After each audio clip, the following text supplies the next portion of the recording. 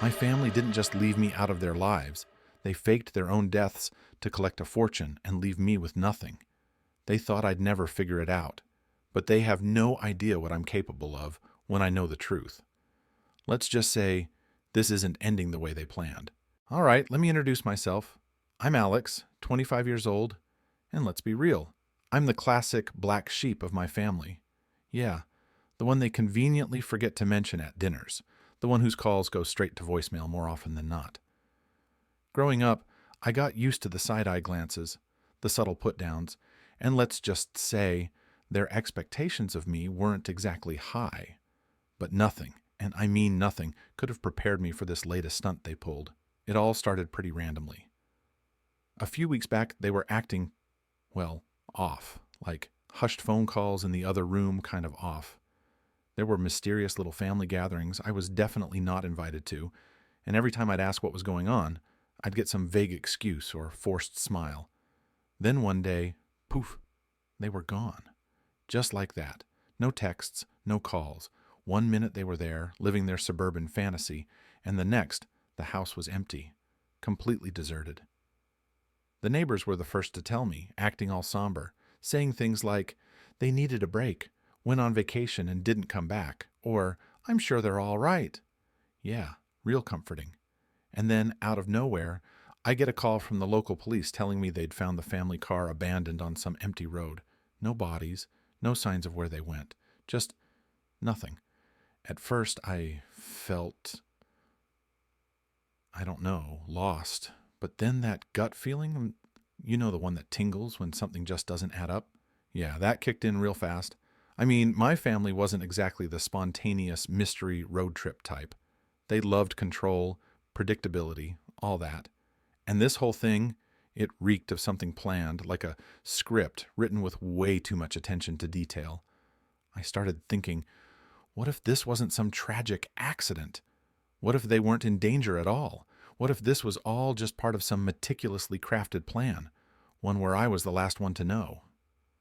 While everyone else was busy talking about this terrible loss, I wasn't about to sit around and mourn. Nah, I decided to dig in, do some real detective work. First stop, their financial records.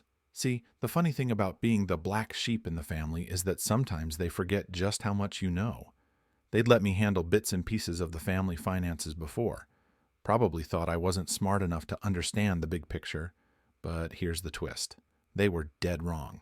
So I logged in and started combing through their accounts. And boom, what do I find? A handful of fresh, shiny insurance policies, all of them taken out just a couple of months before they vanished. We're talking life insurance, property insurance, the works.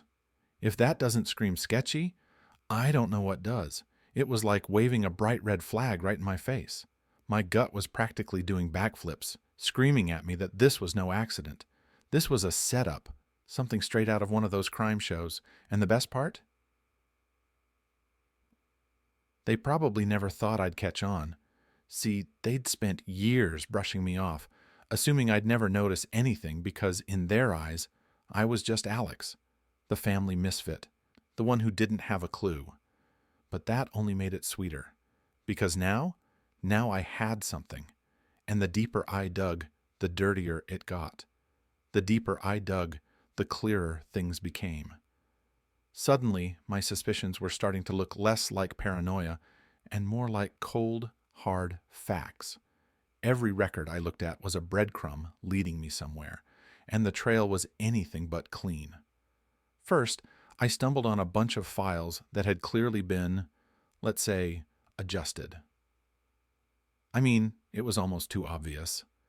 There were bank statements with weird gaps, payments that led nowhere, and some major withdrawals that had been masked as random expenses. They tried to cover their tracks, but it felt like a rush job, you know? Like they thought no one would bother looking close enough. Guess they underestimated me again. Then came the jackpot.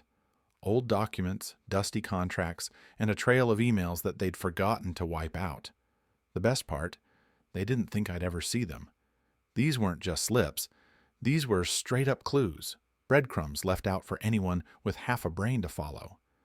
At this point, I knew I had to play it smart. This wasn't just some messy family drama anymore. It was starting to look like a full-blown scam.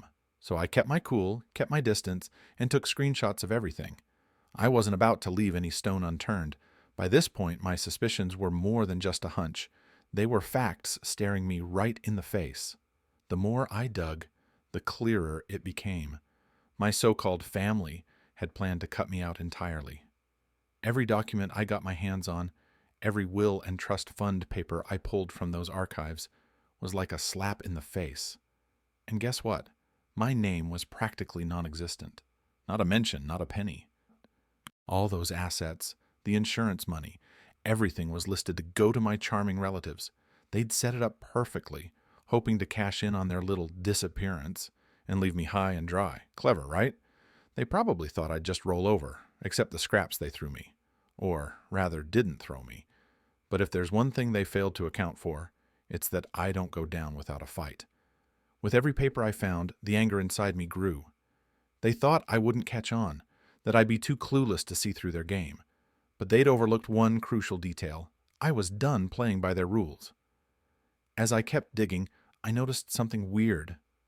A few of those so-called family friends who'd always been around suddenly vanished. These were the people who'd pop up at every family barbecue, offer unsolicited advice, and call themselves my support system. And now, radio silence. It's like I had the plague or something. One day I decided enough was enough. I went to see one of them. Dave, a guy who'd always been close to my family, always ready to chat about anything and everything. He was usually all talk, but that day, as soon as I brought up my family's disappearance, he clammed up. I saw it clear as day in his eyes. The guy knew more than he was letting on. "Come on, Dave," I pushed, not letting him off the hook that easy. "You're hiding something. I can see it." The look on his face? Priceless. He stammered, tried to laugh it off, but I wasn't buying it. This reaction only fueled my suspicions that there was a lot more to this accidental disappearance than anyone wanted me to know. The deeper I went, the clearer it became. I was tangled up in something way bigger than I'd imagined. And if I wanted answers, I'd have to dig even deeper. So, in my endless search for answers, I stumbled on something I never saw coming. A house owned by my father that I'd never even heard about.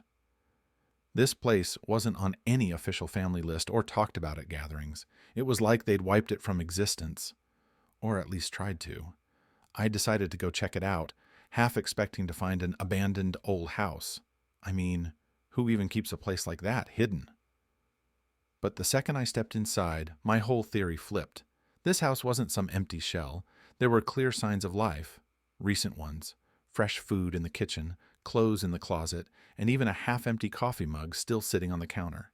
It was like they'd just stepped out for a second and would be back any minute. Every corner of that house was screaming one thing at me. They hadn't disappeared at all. They were hiding out, alive and well, living in secret, and had somehow decided I wasn't part of their little scheme. They'd written me off like I was some loose end they could conveniently ignore. But now I had the evidence. I had the place, the clues, and more motivation than ever to blow this thing wide open.